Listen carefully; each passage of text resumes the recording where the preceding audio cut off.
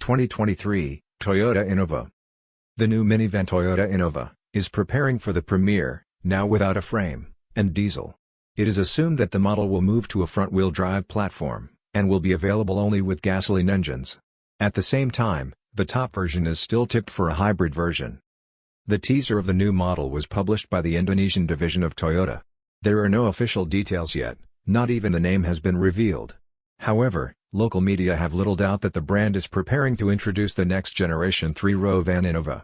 Recall that the frame MPV of the current, second generation, has been in service since 2015. It underwent restyling in 2020. It is the closest relative of the Toyota Hilux pickup truck and the Toyota Fortuner SUV. The minivan is addressed not only to Southeast Asia, but also to India, Africa, and the Middle East. According to preliminary data, in the new generation Innova will lose its frame and rear-wheel drive. The next van will allegedly be based on the Toyota TNGA architecture, and have a load-bearing body. However, it is possible that the model will be based on a simplified, kart TNGA from Daihatsu. It is believed that the new minivan will be slightly larger than its predecessor.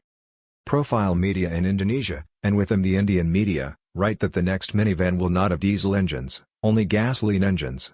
But expensive options should get a hybrid installation based on a 2-liter engine. The Indonesian hybrid is named Innova Zenix, the Indian one is Innova Hi-Cross. The new minivan should also be richer than its predecessor. In particular, all-round cameras and a panoramic roof can add to the list of equipment. Presentation of new Toyota Innova will be held in Indonesia in November.